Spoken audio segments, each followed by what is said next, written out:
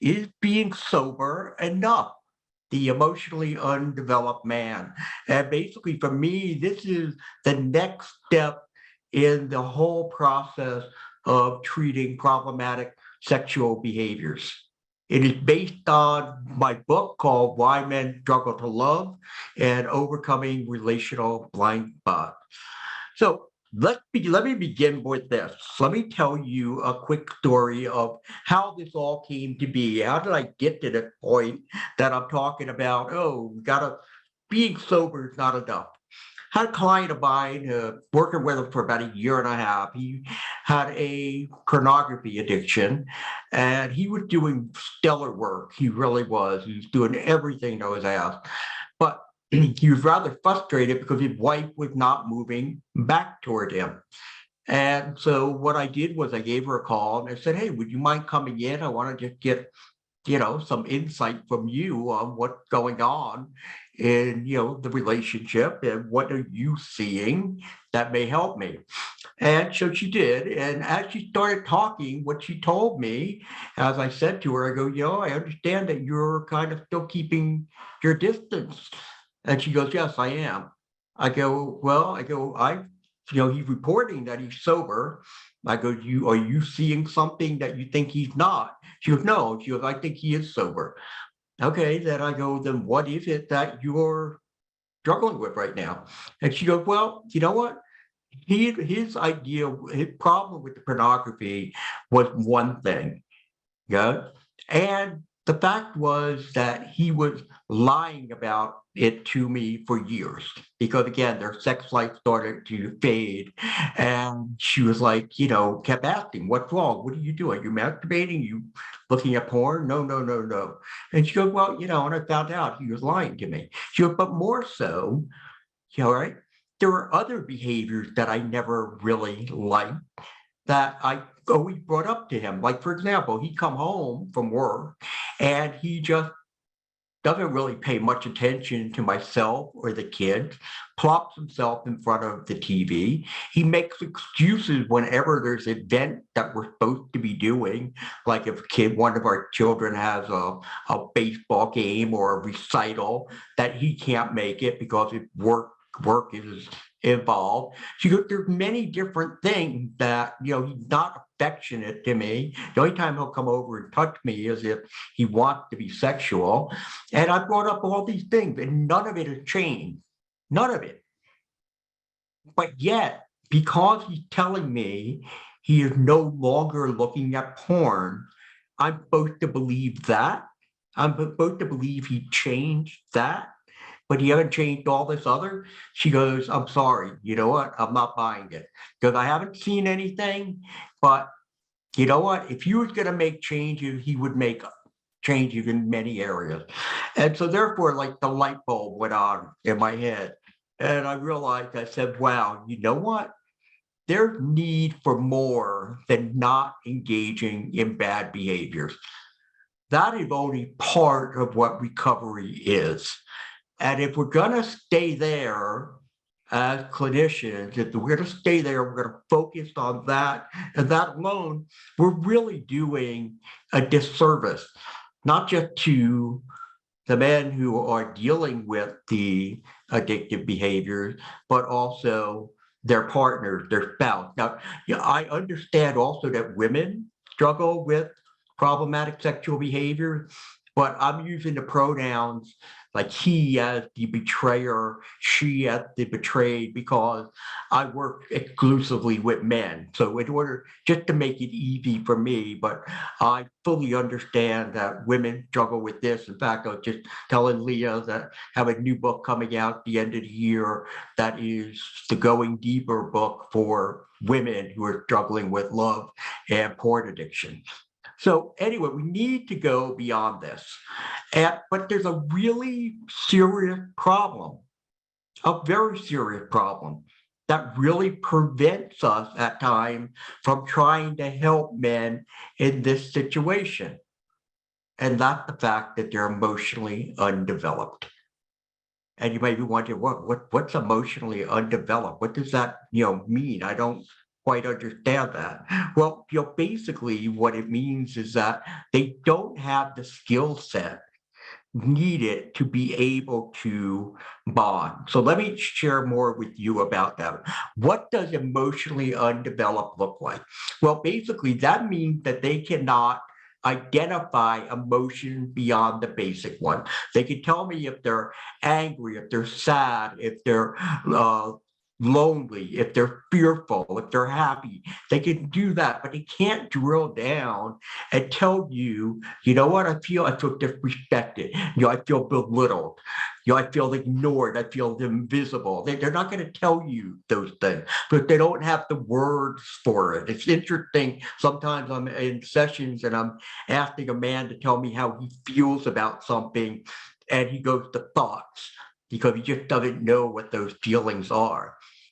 Um, and some of those who can identify their real emotions, what they have a very difficult time expressing them in a healthy way. And the reason being is because somewhere along the line, they got the message that sharing your emotions are not safe. So whether somebody dismissed them, somebody mocked them, somebody belittled them, whatever reason, maybe emotions weren't shared in the home. It was like taboo. We don't talk about feelings. They don't know how to express, they don't know how to be vulnerable. Or maybe they feel weak when they're trying to be vulnerable. The other thing they can't do, they can't attune to what other people's needs, wants, and desires are. They can't pick it up because they're too inwardly focused themselves. And what happens also is they can't accept other people's emotions without attempting to either fix it, dismiss it, or minimize them. Now, why? Why is that the case? Well, you know what? Us men, we're not trying to fix, our partner's problem because we want to show you how brilliant we are. That's not it. What we're doing is we're trying to shut down the emotions. We want them to go away because what they're doing is they're raising our anxiety. And we just don't know how to do that. We haven't had the practice. We didn't have the model to show us what that is. What it also happens with emotionally undeveloped is the fact that they can't demonstrate empathy. They have no idea what it means to put themselves in someone else's place. Um, they manage conflict, you know, positively, okay? But instead, they don't use it, they can't do it in a positive way. But instead, what they do is they become aggressive, to try to shut it down, or they withdraw to shut it down. So again, they should be managing it in a positive way. They're not. Instead, what they're doing is they're being aggressive or withdrawing. All again with the same objective. I don't want to deal with emotions. So again, what else does it mean? They can't demonstrate empathy. Um, again, they can't manage their conflict in a positive way. And again, they don't understand, they don't understand what really creates a foundation for a healthy relationship. The other key point here for the emotionally undeveloped individual is they can't differentiate physical intimacy from emotional intimacy. And usually that's what they build their relationship on physical intimacy. Add to this now the fact that usually most of these men have not had the proper model. They did not see it at home. They didn't see that loving, caring relationship between mom and dad. Their parents usually had their own types of issues that they were dealing with. So therefore, they weren't really even available to nurture and to train and teach people. They may also suffer from anxiety and depression. That is going to impact the way they are acting when it comes to trying to be emotionally developed. They suffer from a lot of self-loathing. They have a lot of negative narratives that it is very, very difficult for them to feel good about themselves. Now, if you can't feel good about yourself and you have a negative effect about yourself, most likely you're not going to be putting yourself out there because you're thinking most people feel the same way. And in some cases, what it simply is all about them. That's it. It's just about them. So being sober is not enough. And what do we need? We need a transformation. We need a transformation of the heart. So where did this all go wrong? What happened here? What are we talking about when we talk about the emotionally undeveloped man? Well, it all began at the very early stages of life. We have what we refer to as childhood loss. Okay, we have traumas, neglect, the negative impact from parents, siblings, peers, strangers, other people that impact the child's development. There may have been some very painful events or circumstances. Maybe, people had to move out of your house because of financial issues, or maybe a fire or something like that. Or maybe you came from a military family and you had to move every couple years. Many different things that could have happened that impact, again, a childhood development. And also the idea of attachment disorders. And attachment disorder, for those of you who may not know, is basically the way we bond. We bond through attachment. And sometimes we don't have healthy attachment capability. We don't have that skill set. And when that happens, then there are various disorders that are developed. So how is a child damaged? Well, first, they're abandoned by those who are supposed to help them. And for a child, abandonment is like the kiss of death, because what they have to learn to do is they have to learn to go it on their own. Right. And when we talk about abandonment, we're really saying that there's no adult there, not to, they'll feed them, they'll clothe them, they'll put shelter over them, but they're not there to, again, nurture in a way that they need to in helping a child to develop an emotional connection and bond. Some are raised in environments that have mental, emotional, physical, or sexual abuse. Now, can you imagine as a child waking up every morning wondering what's going to happen today? How bad is it going to be today? That becomes something they have where are they going to go with this? What are they going to do? So what happens is children start to develop, again, coping strategies, and we'll talk more about this, because of their fear, a coping strategy that learn to escape mentally from the environment that they're in. And a lot of that is used through distractions. Some are raised in neglectful surroundings, okay? And these could be very well-meaning parents. They could be, nice people, but they're basically what they are. They're clueless. They don't know how to, teach a kid how to be emotionally available. And therefore, what you wind up with are generational issues. So it moves from generation to generation to generation. And what we're trying to do here now is we're trying to stop that drive. And if we continue to look at how a child is damaged, we look at it first and foremost, the sense that they feel like they have to go it alone. Remember, we talked about maybe abandonment, maybe, again, parent could be there physically, but not there to engage with them. I've had many clients who, they tell me they were surrounded by many people growing up. Many people, they might have had 6, 7 siblings, but yet they always felt that they were alone. They felt there was nobody there, nobody watching their back, nobody helping them, giving them direction and guidance. So therefore, you develop this sense that, I really can't fully trust anyone. Okay, this is where trust factor starts to come in.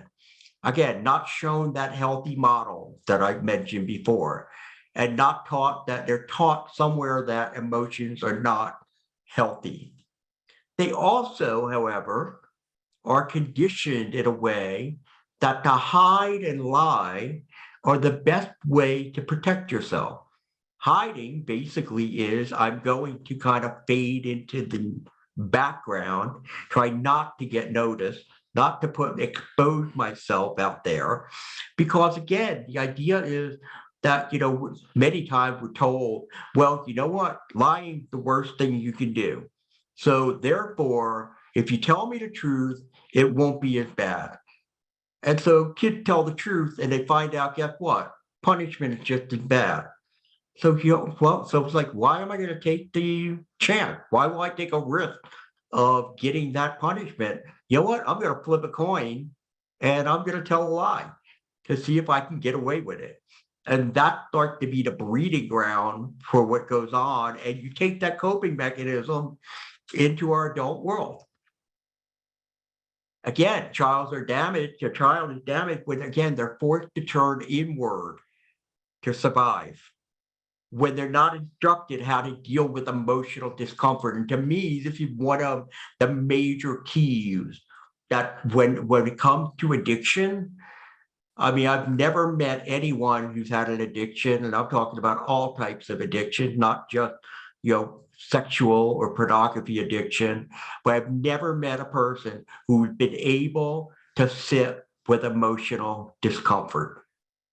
Instead, they learn to escape by distracting themselves. And they learn that at an early age. And sometimes these behaviors can be very, very destructive. Think about it. As a child, okay, let's say you're 6, 7 years old, and you're having, an issue with a couple bullies at school, and you're sitting with this stuff. Maybe you bring it home. Mom's like, you know what? Everybody got bullied. Don't worry, you'll be fine. You're tormented. You're scared. You're fearful of having to go back to school. So now you're sitting with this emotional discomfort. There's nobody processing it with you. Now, if I continue to sit with this as a child, what's going to happen to me? Well, most likely I'm going to wind up starting to feel depressed. Children don't want to feel depressed. So what he does, a child, comes up with a solution. Now, their solutions are limited because, one, they don't have a whole lot of worldly experiences, and two, they're not, most of their thinking is emotionally focused than it is cognitively focused. So they're not going to come up with a lot of great ideas on how to deal with this situation. So he comes up with the one idea, and it's a great idea for a kid. I won't think about it. I'm not going to think about it. And how do they do that? By distracting themselves. And again, sometimes the distraction for a child, too much TV, too much food, okay, too much internet, many different things that they could be doing. And at some point, as they move into their adolescence, as they move into teen world, move into their adult world, they come across sex and they realize, oh my God, this is like the mother of all distractions. And now they continue to turn to it because they can't deal with any emotional discomfort. This is now their MO, just run, and they run. And after a while, continue to do that, you wind up having an addiction because of the changes in the neurological system with the chemical shift that we have. So let's look at what happens, these missed stages of emotional development. Okay. What missed? Well, one, they're not taught how to connect. They're not taught how to attach to other people. And because they're not taught to connect, what happens is over time, remember what I said to you a couple times already, they're also told and taught, you know what, emotions aren't good. Don't want to hear it. Well, what they do is they start to shut that down. They shut down that emotional circuit in their brain that, again, both not just the bad emotion, but also good emotion. So therefore, now we're having a problem in learning how to fully attach to people. Attunement, they don't learn to attune. What is attunement? Attunement is tune into another person's emotion. This is what leads to the development of empathy. Okay, if you want to be empathetic, you need to be attuned and aligned. Trust. They don't learn to trust. Wait, how did a child learn to trust? A child learns to trust when they wander off and to explore. And then they turn back and they see, there's my caregiver. There's my mom. There's my dad. There's my older sibling. There's somebody there for me. When a child wanders and there's nobody there because they're too busy, they're too distracted, maybe they have their own issues, or maybe they're, whether it's drugs or their own addiction, things like that, then there's fear. There's a lot of fear that comes up because I can't rely on other people. Autonomy. In fact, let me go back to trust for a minute. I'm going to share real quick my own story. When I was 5, my father died suddenly of a heart attack. My mother had a nervous breakdown. We were 4 kids. I was number 3. We all got shipped out to relatives, but I didn't know these relatives that I got shipped out to. I don't recall ever meeting them. They were complete strangers to me. Right? There for almost a year while my mother was trying to get better. I come back home, I'm now home, and mom has to go off to work. I have 2 older sisters who have to raise, me, a little brother 4 years younger than me. So a 6-year-old, they don't want to raise a 6-year-old. So I spent a lot of time on my own. We lived in a city, couldn't really go out to play after school. So spent a lot of time in my own room. The thing here with trust is that being shipped off, even though it wasn't that anybody intentionally sent me away. They sent me away because of the need to do so. My inner child developed this worldview, which I did not know because it's subconscious, of the people who love you will leave you. The people who love you are not dependable. So as I become a teenager and start dating, I now become a womanizer. I can't stay in one relationship. I don't know why. I just thought I was a skirt chaser. That wasn't it.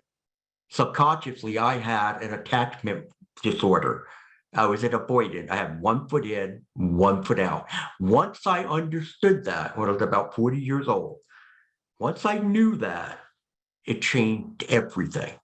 Because now it's like, oh my gosh, I have the answer. I know why I do what I do. And it's pointless. I wasn't threatened. These other women who I was with or whatever, they weren't threatening to leave me. Nobody ever left me. I always left them first.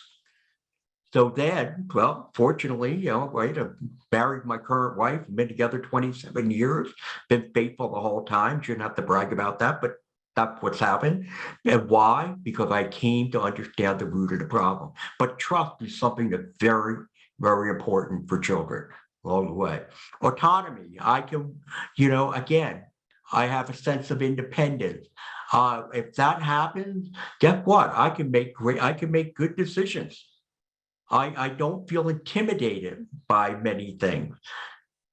If, however, I don't have that and I'm micromanaged by parents, I'm going to be very fearful about making decisions. I'm going to be very fearful about making choices on my own. Love and sexuality. You're probably thinking love and sexuality for young kids. What do you mean sexuality? Well, the thing is that kids, even at the age of 3, 4, 5, they come to understand that if they touch their genitals, that feels good. They don't think of it from a sexual standpoint. It's just that, that's soothing for me, comforting, so to speak. Well, if a mom sees a little boy with his hand down his pants and comes running at him, screaming and yelling with a terrifying look on his face, and grabs his hand out of his pants and slaps it and says, "You never do that again," that kid is like, "Oh my gosh, I shouldn't even go anywhere near there." And sex is perceived as, "Ooh, this is not good." We need to understand that we have to integrate love and sexuality. We have to learn that. And that's where, again, look at most of the men who struggle with problematic sexual behaviors. They look at sex not as, a emotional connection. It's a physical act. It's just a physical act. And that's what it is. Now, again, that's most, not all. But this is part of the problem. And in some of these cases, it starts to develop here. And then finally, that idea that I told you before, nobody teaches them how to deal with emotional discomfort. So they have to figure it out on their own. And the way they figure it out, they say, I won't think about it. And they come up with different distractions. The bottom line is, it's at these early stages of development that we're either going to wind up being healthy or unhealthy in the way we can emotionally connect and emotionally bond with other people. And then you look at all of this, and what it comes down to really is also the development of the inner child. For you folks who may know me or seen some of my stuff, you know I'm a big inner child guy. I really believe it is a lot of our unresolved childhood pain points that still haunt us today. So let's look at what's going on here with this kid. Well, again, first and foremost, he's subconscious. Okay, we're really not aware. Almost any man, I don't think I've ever dealt with a client who come in and say, oh yeah, I do. I understand about the inner child, and I also understand about mine. I haven't met one yet. But anyway, it's part of our psyche where what we do is we retain emotions that were experienced when we were younger. And for our inner child, at least the inner child of my model, my inner child model, he is focused on negative emotions.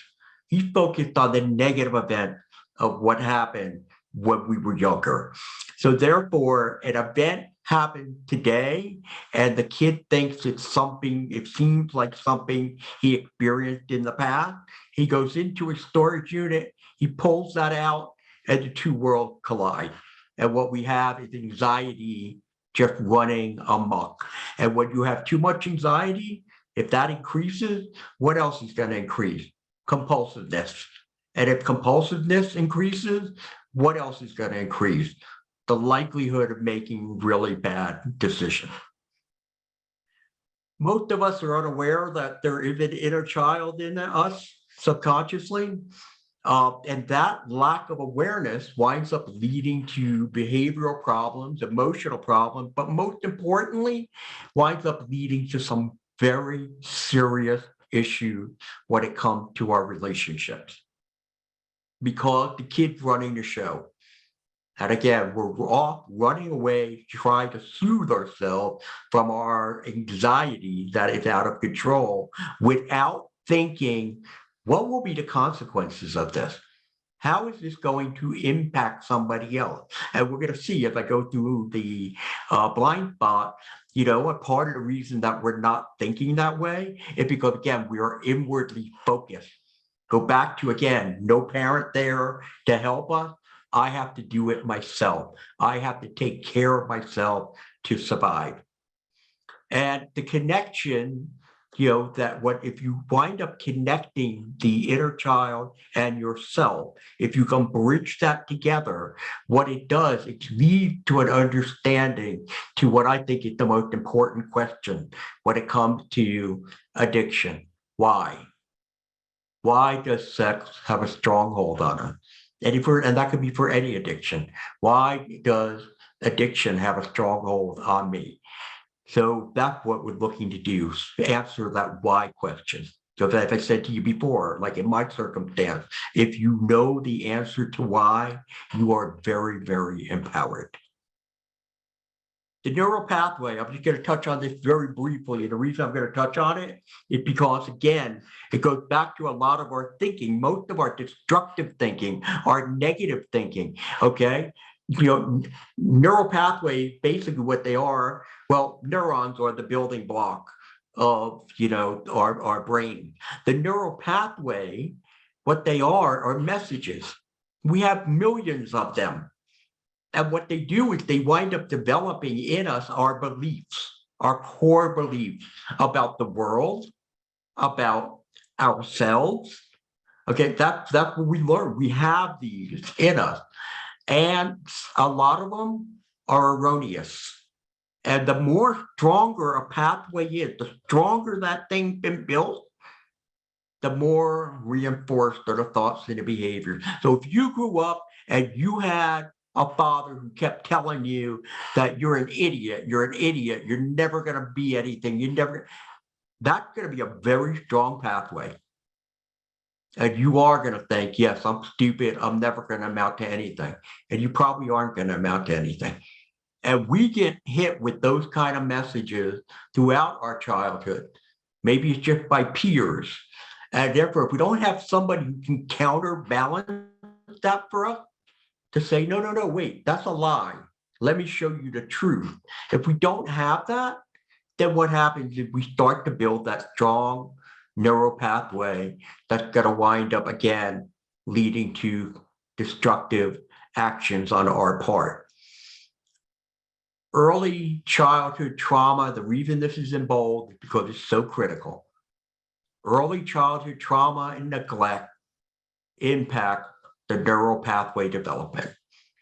And what I mean by impact is not that it limits that. What it does, it creates neural pathways that, again, contain negative, erroneous messages that we believe.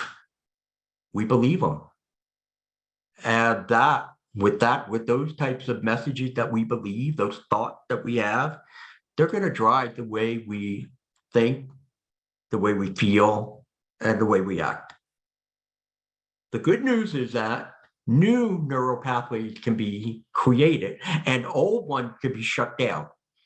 So we can learn to quiet down that negative noise, and we can learn to create new pathways that have more positive, robust messages that will make us feel better about ourselves, make us look at the world differently than the way we currently look at that.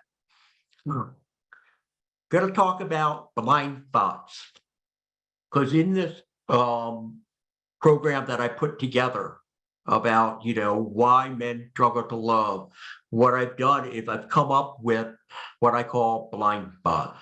And blind spots are things that prevent a man from being able to develop a very healthy and stable relationship. Okay, they are obstacles that we face, and these start to develop at a very early age. These do not develop when we get married to such. They develop at an early age, and they can become very strong, and you can have many more of them if, again, at that early age, there's nobody there providing those nurturing tools that are responsible for helping to develop emotional bonding. What's most troubling about the blind spot that we have is the damage, because men are unaware. They're unaware that they have them. They're oblivious. I use the word oblivious quite often when I go out to speak, or if in my sessions. Somebody will say to me, he'll say, I can't believe I didn't know that. I can't believe I could have fixed that. And I go, well, you're oblivious. You don't know what you don't know. And in here, what we have a lot of men that are walking around with their head down, and they're just running through life, and they're not paying attention to what they need to do in order to be able to be, emotionally bonded and connected. So let's look at the blind spots, okay? I'll just run through them real fast with you. These are the 14 that we have. We start over in the upper left-hand corner. Lack of contentment. They just can't find that sense of contentment. Avoids emotional pain. Remember, I talked to you a little bit about that. Why do we avoid it? Because I don't know how to sit with it.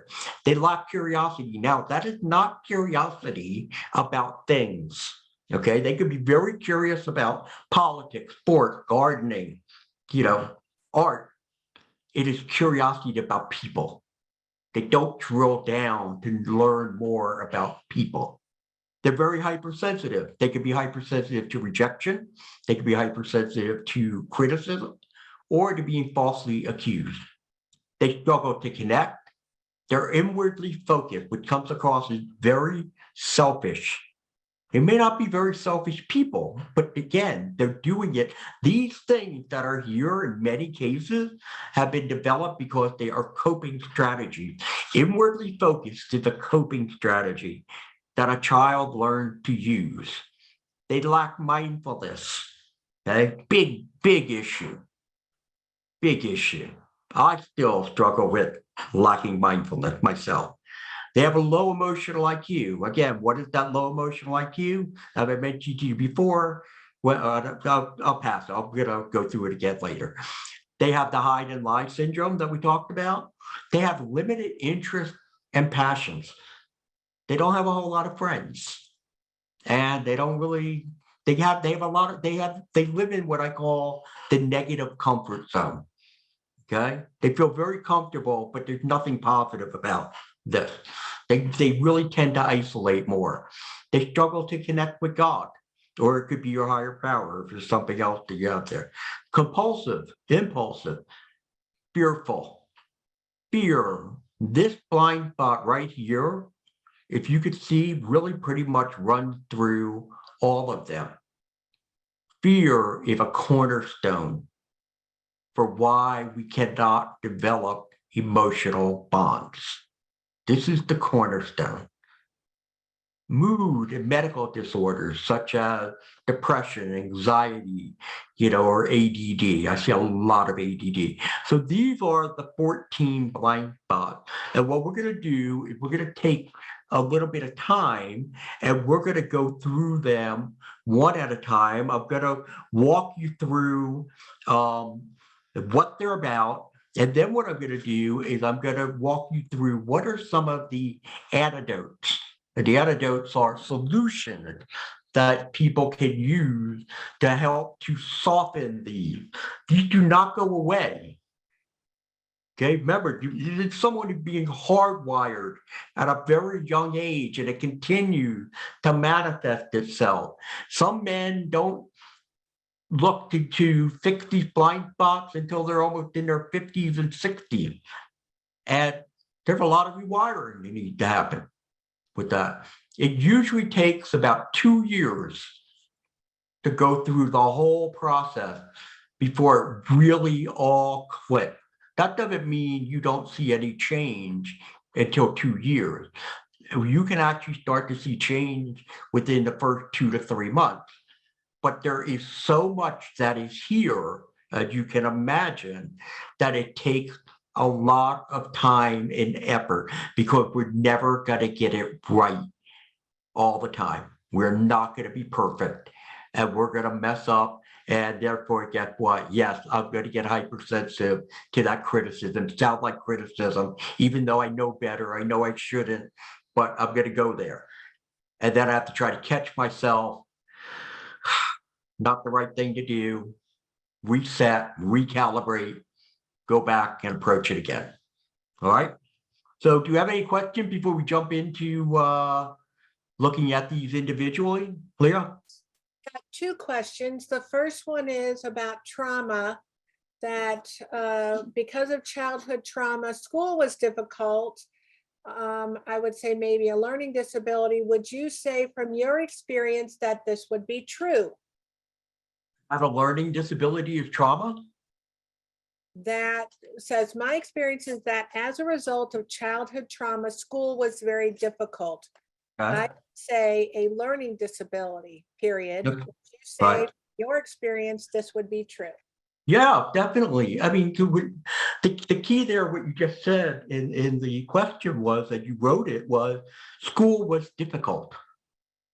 Okay. And anytime you're involved in a situation, you are spending time in an environment that is one that's producing anxiety in you, which it was. What are you doing? Your brain is producing a large amount of cortisol. Cortisol, again, is a hormone, and what it does, it creates inflammation. Inflammation kills cells.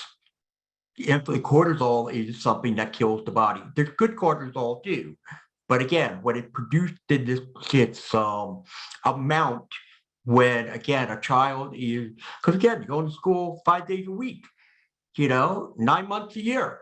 And again, the idea of what it may perhaps a learning disability, it's like I don't measure up to everybody else. I'm not the same. And look at these people who are all getting this. I'm not really getting it. So therefore, what do you do when you're building these negative neural pathways? So yeah, I do think that definitely have seen something things like that in the past. Okay, the next question is, if you check every one of those 14 relational blind spots, does this mean there's something seriously wrong with you? If you check all of them, yes, the most likely what's happened is the trauma that you've gone through or neglect that you've gone through has been extremely serious. And it has been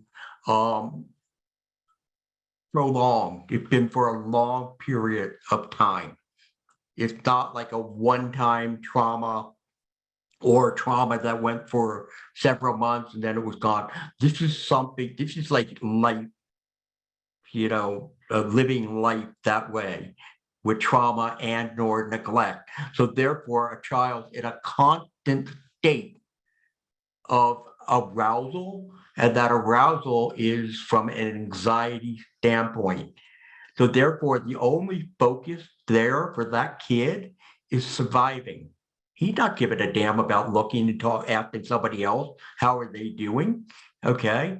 He's not looking to see if I can connect with other people, because look at the people who I'm connecting with are abusive.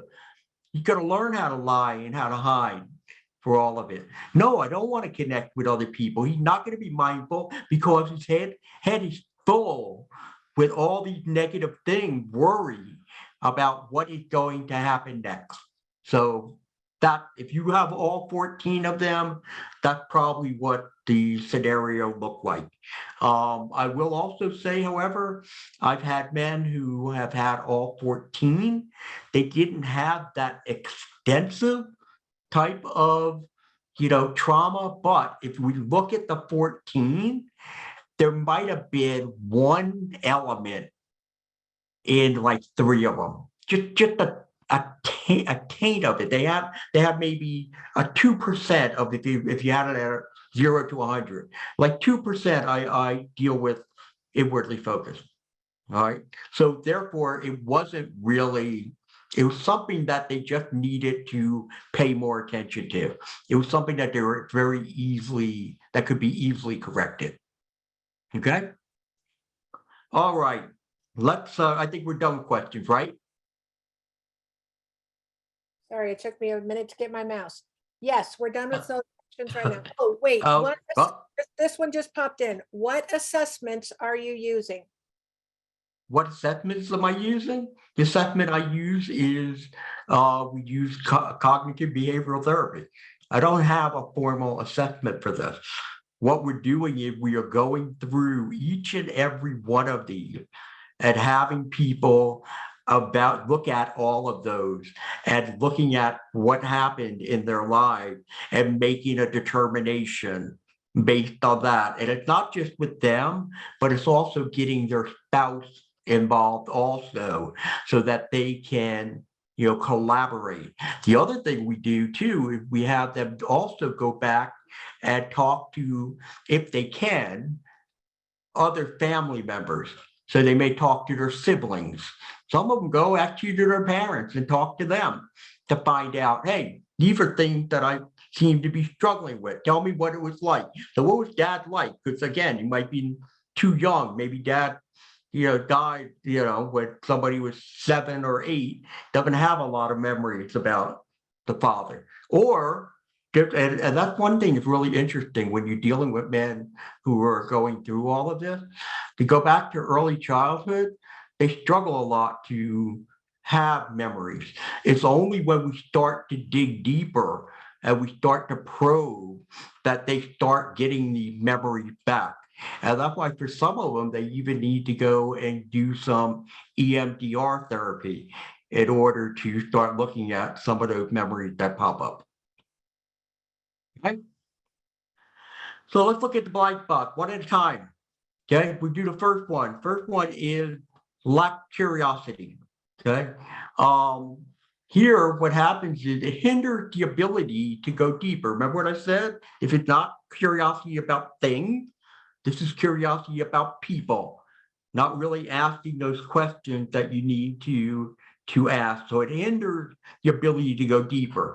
Part of the reason for this, if again, as a child, I wasn't challenged to be curious about people. I may have been challenged to be curious about things, but not about people. And most likely, no one was very curious about me. Nobody sat and asked me, what do I think about things? Okay, what do I maybe want to be when I grow up? They're not saying, tell me what's the most pressing, thing that bothers you today, or what's the thing you're most joyful about right now? Those conversations are not happening. So therefore, what they also struggle with when it comes to lack of curiosity is they have this fear, and the fear is not knowing what to say, or perhaps I'm going to say the wrong thing. And if I say the wrong thing, then most likely I'm going to be in trouble. The bottom line is curiosity is an essential building block if we want to have robust and healthy relationships. So, what is the antidote for curiosity? Well, first and foremost, we need to start to learn to be mindful. And we're going to talk about mindfulness and what that's about in a moment. And one thing you're going to notice with these different blind spots is they seem to cross over. So it's almost like, I get people who will ask me, say, okay, I've identified 8 or 9. And which one should I start with? And said, well, we can start with whatever one you want, because when you're working on one, you're most likely working on 2 or 3 others as we go through this. The other is observing. Learn by watching. You go to a family event, or you're out with friends, or you're in a setting at work. Notice how other people, engage, the questions that they may ask along the way. Develop this attentive listening, okay, that what I'm listening to is like certain words. I'm looking to pick something up that I can then, put back and ask a question from it. And also, again, this is going to be fearful. You're going to be very fearful to try to sit there and be curious with someone for many of the reasons I outlined before. But you need to make attempts despite your fear. That's the thing about fear. Fears don't go away. Fears can, over time, be diminished somewhat, but they're not going away. You have to be able to learn to hold on to your fear and move forward despite it. And then also the other thing about curiosity that people need to start doing is stop making life about them, because that's a major problem that we're dealing with here. They grew up, again, part of them, they were having that inwardly focused, approach to life. It's all about them. So let's talk about hypersensitive. What happens with hypersensitive? Well, basically, they have issues, as I said to you before, with criticism, rejection, or being falsely accused. Okay. And they have a very difficult time managing conflict. And they also have a very difficult time regulating their mood. That's something else nobody taught them how to do. How do you regulate your mood? Many of them were raised in an environment where nobody regulated their mood for the most part. Or maybe, most of the people didn't, with the exception of 1 or 2. And because of this, they can be very defensive. Extremely defensive. They really don't understand about, validating other people's emotions. So therefore, it's just, I want to prove that you're wrong. because again, they've gotten so tired of that sense of criticism that has come at them, or being falsely accused, or even in some cases rejection. But those are the two main ones that are going to lead people to be defensive. And they're highly reactive. They don't know how to respond. They just simply react to situation. And with that, again, is going to come even more escalated, conflict, because they're always on guard for something to go wrong. That's what they're waiting for. Something gonna happen and it's not gonna be good.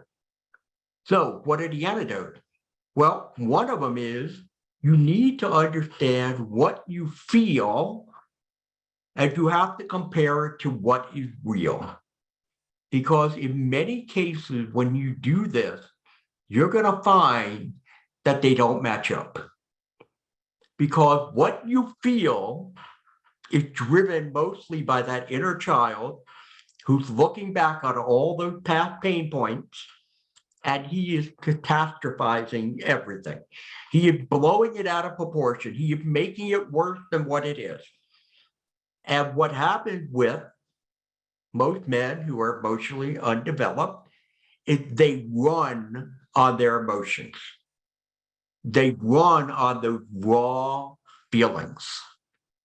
And they don't take the time to slow everything down and be able to say, okay, this is what I feel, but what is real? What's reality at the moment? And they're going to find in most cases, again, like I said, it are two different things. And you're going to find if you could sit, slow down, go through it rationally, that, oh, you know what? This is way over the top. This makes more sense. And by continuing to slow things down, now what you can do, instead of being reactive, you're being responsive. And being responsive, most likely you're making a healthier decision. So this is critical.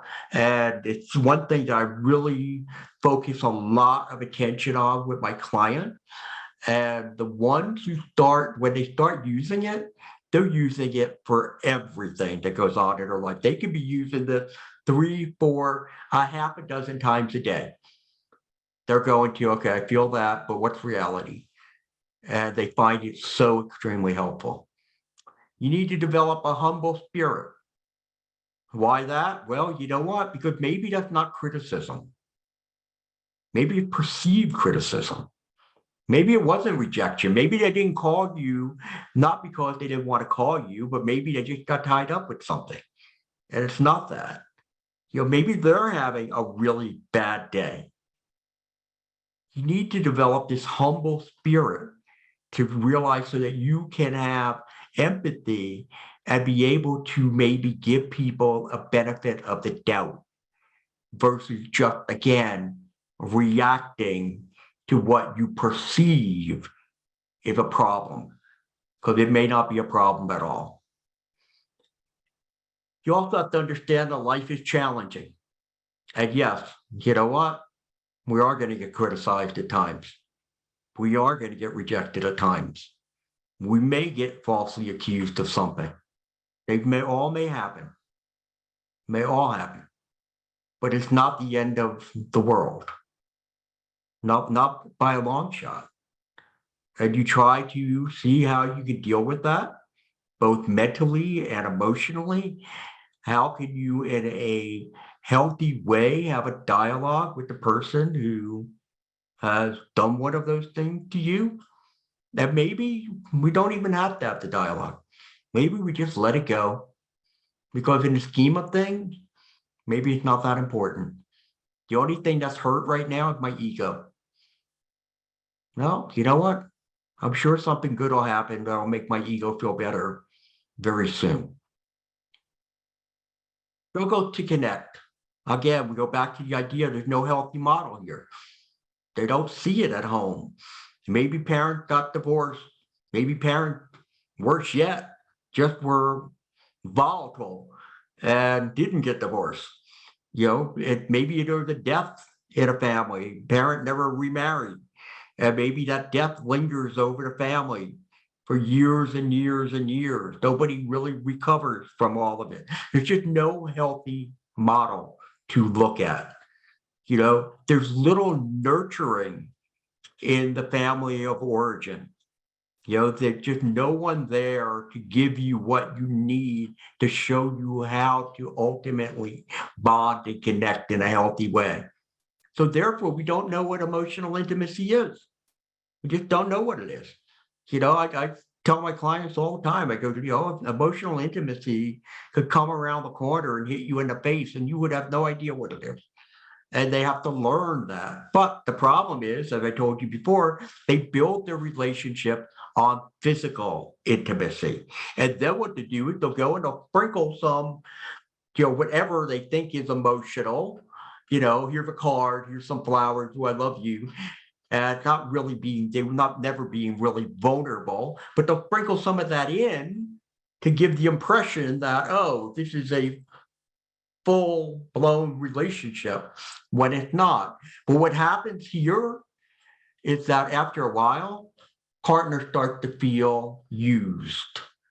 I can't tell you how many women I've spoken to, and I'm telling you, it's a lot, that have said to me, I don't even want him to come near me.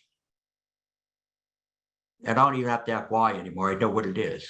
Because if he comes near me and he goes to touch me, even if he just puts his arm around me on the sofa, I know it's only going to be a matter of time before he's grabbing my thigh, grabbing my breast, wanting to move it into a sexual realm.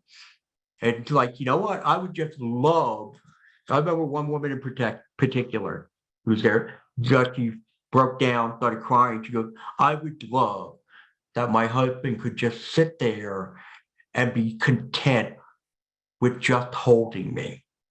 That would be more than enough for him. So, and that's what happens after a while with us building our relationships on physical intimacy instead of emotional, because emotional intimacy is supposed to be the building block of what we're doing. So how do we deal with this struggle to connect? Well, first and foremost, you have to understand your fears. What's keeping you from connecting? Okay, what's going on? Now, what are we going to do? We're going to go back and we're going to look at what are some of those childhood pain points. Let's look at the cast of characters that you grew up with. Let's look at how they engaged with you, how they did engage with you. And now we're going to start to understand, put together a very clear picture of what it is that you're afraid of. And it could be, I'm afraid to be rejected. I'm afraid that somebody's going to laugh at me. I'm afraid that, after that, after a period of time that they're going to be very distant, whatever it may be, whatever those fears are, we try to find out what those are. That's number one. Second thing is break out of your negative comfort zone. Again, you've gotten into a place where it's difficult to try to reach out. Why? Because you're afraid. So now that I identify my fears and I see what they are, I have to take some chances. I have to take some risks. And what those people find when they do this, that they get pretty good results. Now, again, some cases you may not always get that. Okay, then we have to backtrack, look at this again. Okay, let's look at doing it with someone else along the way. Need to stay focused, which means in a sense that this is not one and done.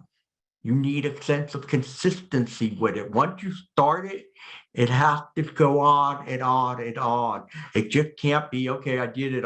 I checked in, I'm done. No, need to continue to build that connection. And also part of it is maybe seek to serve.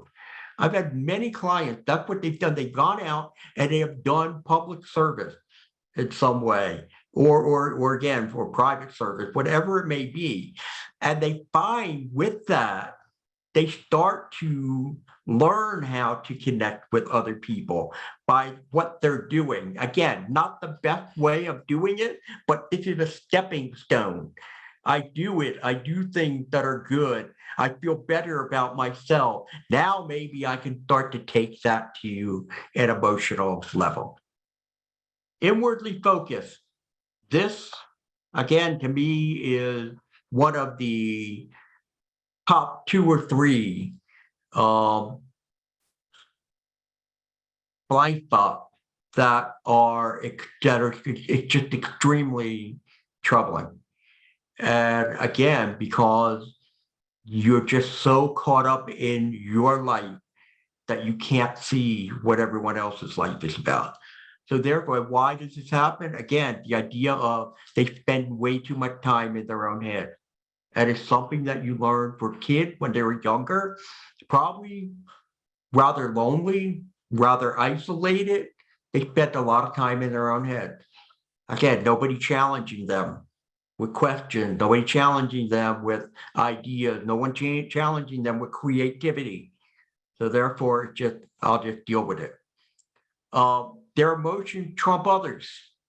Okay. Somebody can come to them and talk to them about a problem that they're having. And instead of, oh, wow, I'm really sorry about that. Instead of be, oh, I know exactly what you're going through. That happened to me too. Blah, blah, blah. They just go and they're off with it. As a child, again, they got the impression that no one cared. There's nobody there for me. I need to take care of myself. So they turn inward to survive. And the other thing with that, once you turn inward, is you don't consider the consequences of your action. Because what you do is you're just trying to, again, take care of your needs and your wants and desires. And for them, their comfort cannot be disturbed. So therefore, that's what they're looking for first of all, and mostly. I have to be comfortable. So what are the antidotes? Well, one of the antidotes, which is kind of an antidote for almost all of these, is slow everything down. We have to learn to slow things down so that we can get a very clear perspective. Remember what I said to you before? I mentioned the fact that, these people being inwardly focused, again, staying in their own head, they have their head down and they're racing through life. And they're not thinking about other perspectives of things. Very reactive. We need to stop with that. Understand your inner child. What makes your inner child, get activated? What are those core emotional triggers that your child gets upset by that will get you to go into this state where it'll be like, ooh, I just need to run away. Start to learn to trust others. Now, this is not an easy one to do. This is something that takes time. And the way you do is you don't just go out and just say, okay, I think I'll trust her today or him today. No, give them something. Give them a little something and see how they deal with that. See how they handle it. And do they seem to be, do they keep that safe? Do they keep that secure? Do they make you feel safe and secure by what you've done? And then also see maybe if they give something back, if they share something. That's how we learn to gradually trust other people. It is something that is done over a period of time. And again, done in a very slow, cautious manner. Again, go back to being that selfless servant. Remember, I told you before, you're going to see some of the antidotes are going to cross over into these, and also start to reflect on your own legacy. I mean, what do you want to be known as? You want to be known as somebody who, oh yeah, he was just so into himself, so, selfish in a way, didn't really care about other people, couldn't have a conversation with them, could always turn back to him. I mean, what do you want to be known for? You got to be asking yourself that, and then sitting down and then mapping that out. What do I want my legacy to be? And that's what you look to inspire yourself. Lack of mindfulness. Again, been a lot of talk about mindfulness over the last probably a couple of decades. It's a big issue out there. And what we see here, people who lack mindfulness, a lot of them engage in busyness. They're extremely busy. Why are they so busy? Because of anxiety. They're trying to mask their anxiety. Again, it is another coping strategy they developed at a very early stage of life. They're unaware that they are drained. That's another reason why you could be mindful. You don't have mindfulness. So therefore, you could be drained mentally, emotionally, physically, spiritually. If you're drained in one or more of those areas, any of those areas, you're not going to be very focused. You're not going to be paying attention. All you're going to be focused on is whatever it is that's draining you. You know, maybe, sometimes we don't act in the way that our partner, doesn't feel like a priority. Okay. Partner is just not a priority for us. That's part of why, because we're not, paying attention to our mindfulness. I always tell people this, with my guys, I say, look, if there's one thing you're going to focus on, and one thing you want to really kind of tattoo into your brain, is to remember this. Before you do anything, and what I mean by anything, before you make any type of decision, ask yourself this very simple question. How will this action or inaction impact my wife? And again, you can say name, like for me, it'd be, how will this action or inaction impact Terry? How is this going to impact her? What's that making me do? First and foremost, make me slow everything down. The number one thing that somebody who, again, emotionally undeveloped, slow down, don't react, respond. So how will this action or inaction, notice that word's in there too, how will it impact her? So now I have to think it through. I'm not just running on raw emotions like, oh, I want to do this, oh, I need to do this, whatever it is. Instead, I'm thinking it through. These are all good practices that help us, again, to learn how to become more emotionally developed. We're not mindful of triggers. What are my emotional triggers? What sets me off? What sets off my inner child? What is it that will, get me to not have this emotional pain that's causing my anxiety to rise? And therefore now what I want to do is I want to run off to soothe myself. We need to know what those emotional triggers are. Many men will know what some of their visual triggers are, but they don't go and figure out what is the emotional trigger. And finally, you need to start to become mindful about the needs and desires of other people. And this is a big problem because they're not thinking about others. And why? Go back to, again, what this coping strategy about? Hey, I got to care for myself. Nobody else is going to care for me. I have to do it. Therefore, I don't really have the time. I don't have the time. I don't have the energy. I don't even know how to do it, basically. I don't even think about it to do it. So we need to start doing that. So what's the antidote? Well, one antidote is practice being still. It's incredible how many of these men don't know how to be still. They just they fidget. They always have to be doing something. And now, so here, what we want to be doing, we want to be looking at, different things that we need to do to practice this. You need to start to clear your mind. You need to start to remove the negativity. We have to start to remove and shut down, quiet some of those neural pathways that send us bad messages. We need to become aware of the emotional triggers. I need to know. My guy memorized them. Usually most people have anywhere between 6 and 8 real true core emotional triggers. Keep yourself replenished so you don't get drained. Several times during the course of the day, ask yourself, how am I doing mentally?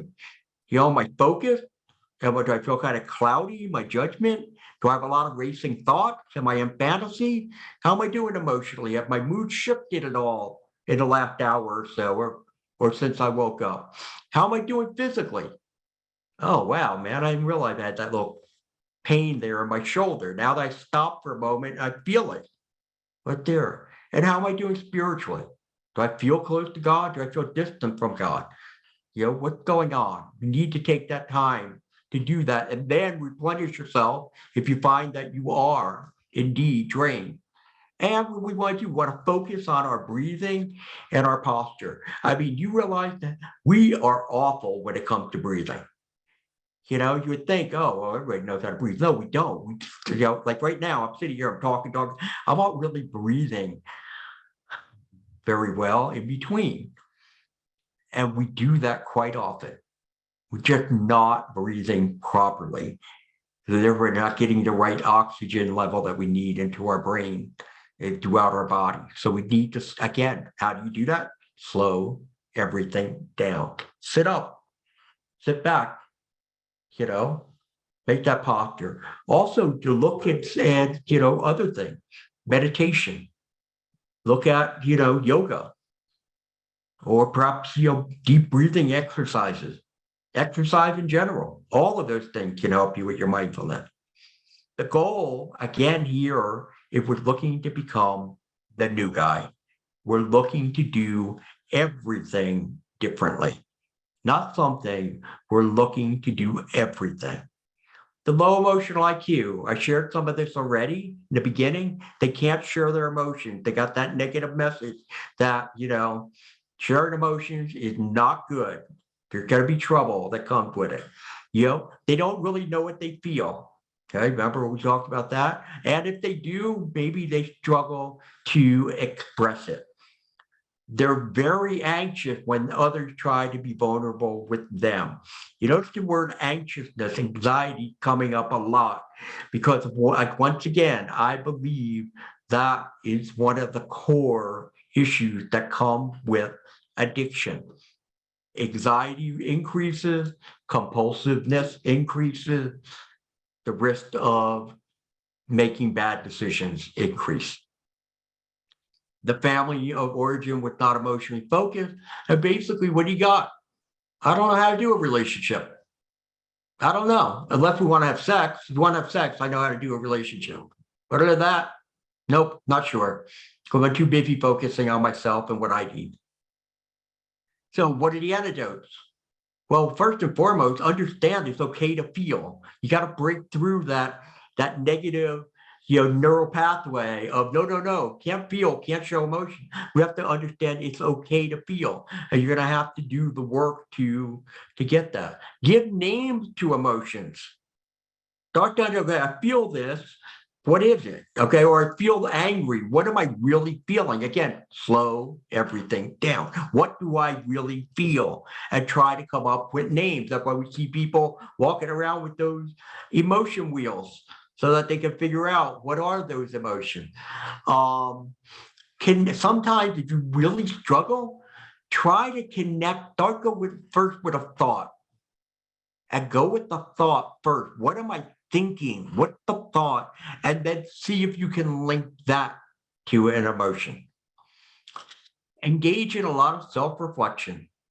All of this is all about self-reflection. Between what I do here and what I do with my clients with the inner child is all about getting to know again why. Why do I think, feel, and act the way I do? And join some kind of a, support group. Believe it or not, they have support groups for emotion. There is EA, Emotions Anonymous. I've had many clients who have gone, they've loved it. In fact, I actually have one client, a former client, who's now leading an EA group. So again, that is one thing to be looking at along the way. The hide and lie syndrome. We talked a little bit about this before. So what happens is, one, I'm going to fly under the radar. Don't want to get noticed because whenever somebody notices me, trouble's coming. There's going to be a problem. It's like when going back to home, when we're home, whenever I walked in the room, you come here. What? How come that didn't get taken care of today? Matt, across the face, whatever it is. So you know what? Maybe I'm not going to go in. Maybe I'm going to look around to see if anybody's there before I do that. And again, what they learn how to lie and omit. Okay. They learn how to exaggerate and both. Why are they doing that? Because again, as children, weren't noticed. Nobody noticed me. Nobody saw me. So now what do I have to do? I have to make myself more important than I really am. I have to make my accomplishments more important than I am. All of these actions are fear-based. In fact, a lot of things, everything I've been talking to you about today, it's all fear-based. We've got to learn how to manage our fears. Again, they're not going away, but hopefully what we can do is desensitize some of them. The big thing here, I'm in trouble, or I would disappoint. Someone's going to be disappointed in me. And there's really no benefit in being truthful because I'm going to get in as much trouble as I did before. So what's the antidote? Well, first and foremost, find out what's at the root of your lying. What happened there? Why do you lie? And there are some people who lie all the time. Okay, they're compulsive liars. I have, several in my practice right now. That's been one of their biggest problems. They're doing much better, but there are many different reasons that there could be for people lying for that reason. Identify triggers and patterns. What goes on perhaps that leads you to your anxiety get that high? That could think about it. It's about panicking. You're panicking. So you lie. You're panicking. So you hide. Identify one, what are the triggers? Two, what are the patterns that cause my anxiety to elevate? And understand you're not powerless. Okay. You're not living back there, where again, you had no power. All right. When somebody questioned you, you're going to get in trouble. Here, you know what? I may not get in trouble. Maybe somebody might be disappointed or whatever, but, or even if they are angry, hey, sorry. What can I tell you? Yeah, I'm sorry. Didn't. So therefore, again, you have power. You have power, even if somebody is upset with you. Lean on the Holy Spirit for strength. Turn inward.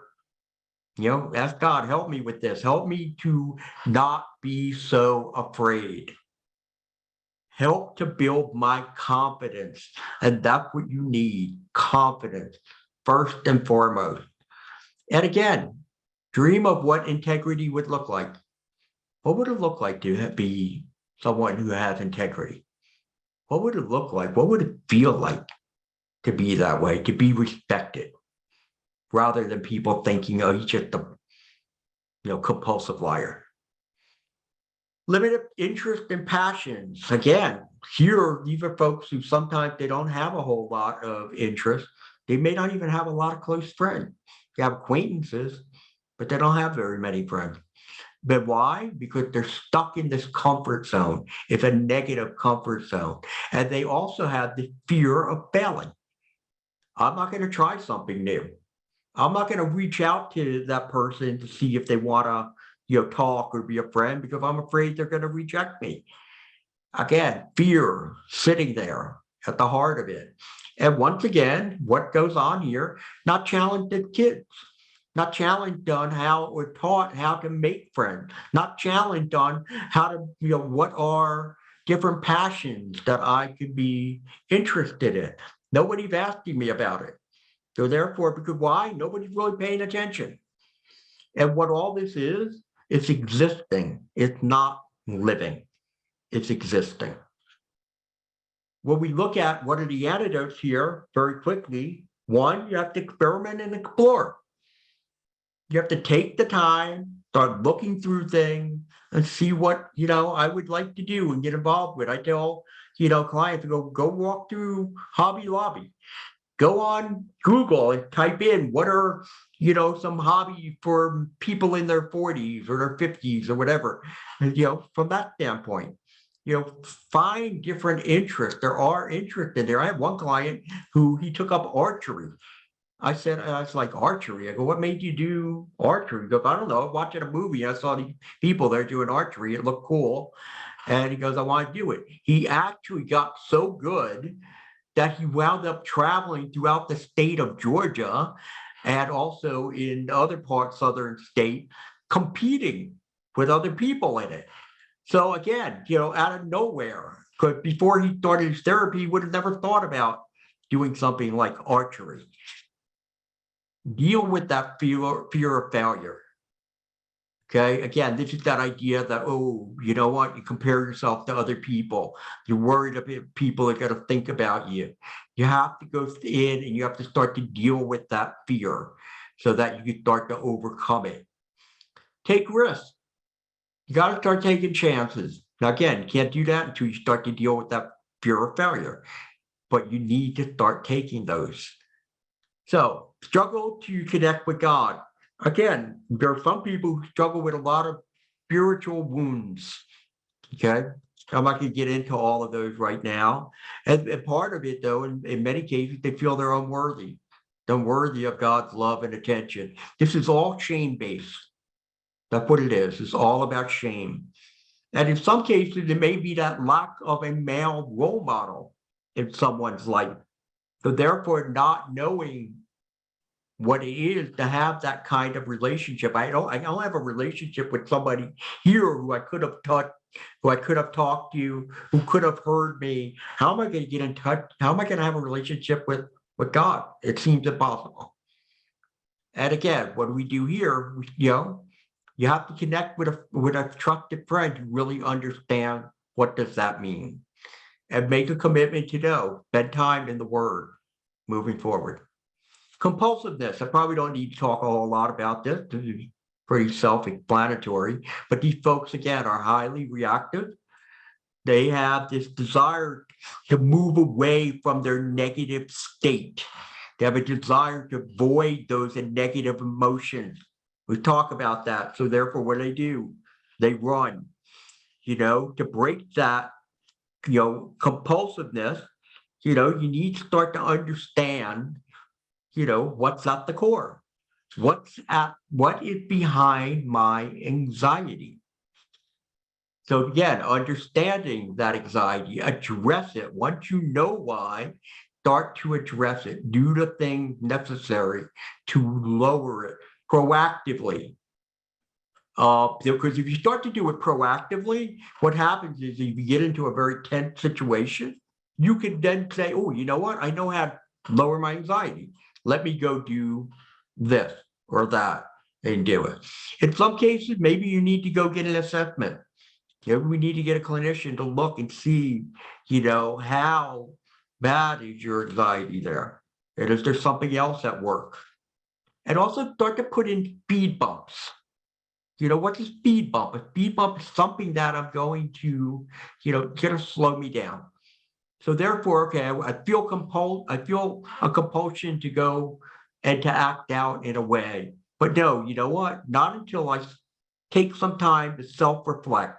I'm not going to go do that. Maybe I'm going to go journal instead and do that. Maybe I'm just going to go take a walk. We know I'm not a big behavior modification person, but we talk about the idea of the 15-minute rule when it comes to addiction. Take 15 minutes. You have a desire, you want to go? No, 15 minutes, go do something else. And in many cases, people are rather successful with that. We look at fear, okay? Fear is the next anxiety. And fear, as I said, is associated with all of them, especially when it comes to sitting with our emotional pain. And fear is also responsible for many inactions, not just the thing we do, it's responsible for many of the things we don't do. Fear resides in our inner child. Our inner child is full of fear. And therefore, it's that fear that he's going to get you to react with. And that's why we have to be able to calm him down. And the way to do that is very easy. To say, I'm here. There's an adult here. Because you're not used to an adult being there. I got this. I can handle this. And he will quiet down. So that's how you learn how to manage the kid pain. But one of the biggest problems that you have here in many cases, a lot of people don't realize that they're fearful. They don't realize that they struggle with fear. And so therefore they have to understand that. And because if you don't understand that you are fearful, then you're living in denial, while at the same time there are still fear is crippling you in many ways. Oh, taking a look at the clock. I'm running late. Okay, real fast. Antidote. Again, understand the anxiety, obtain an assessment, and the speed bumps, if we put it there. What are the mood disorders? Well, one, the ACE study, the adverse childhood experience study showed that people who had trauma, people who had neglect in their life, it changes your brain structure. And what happened in many cases, they wind up as they get older having lots of emotional, mental, and physical issues that they're dealing with. Of course, being raised in that chaotic and neglectful center increases the anxiety. And it's really interesting that depression, anxiety are cousin. If I'm depressed, I can't feel anxiety. If I'm anxious, I can't feel depressed. The other thing that I see very, very often here is that men, they struggle also with ADD. And that's a big issue with many people who are also dealing with this disorder. And their partners can pick up on their disorder more so than they can themselves. So what do you do? Well, let's get an evaluation. Let's work with a therapist. Let's maintain a healthy lifestyle. And in some cases, you know what? You may need medication for a short period of time. So what's the last one? The last one is lack of contentment. Why do we have that? Because we're too busy comparing ourselves with others. We're looking at what everybody else has and we're thinking, oh, I don't measure up. I'm not good enough. We also lack gratitude. We can't look at ourselves and just be appreciative of what we really have. And also the fact is a distorted sense of self. Again, not good enough, don't measure up. Again, all those negative neural pathways that we have. We spend too much time ruminating on toxic thought, and our priorities are misaligned. We are once again ruled by our fears. How do we fix this? Well, stop the comparison. Understand the concept of acceptance. There are some things that are just going to be what they're going to be, and you cannot change them. All right, yes, they may be troubling, they may bother you, but if you can learn to accept, you'll wind up with more of a peace of mind. Find gratitude. You can find gratitude in everything and anything, and discover your passions.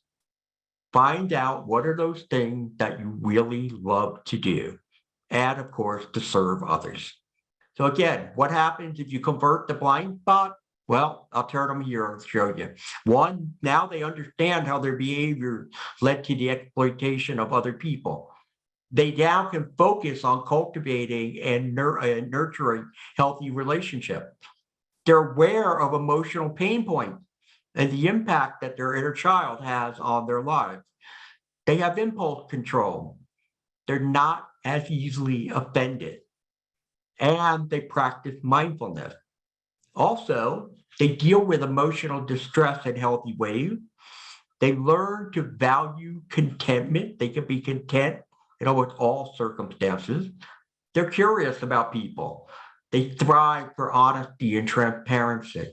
They have a heart on fire for God, and they expand their interest and their passion. And most importantly, they understand what it means to honor and respect people. So therefore, the transformed heart leads to the new person. And that is a wrap.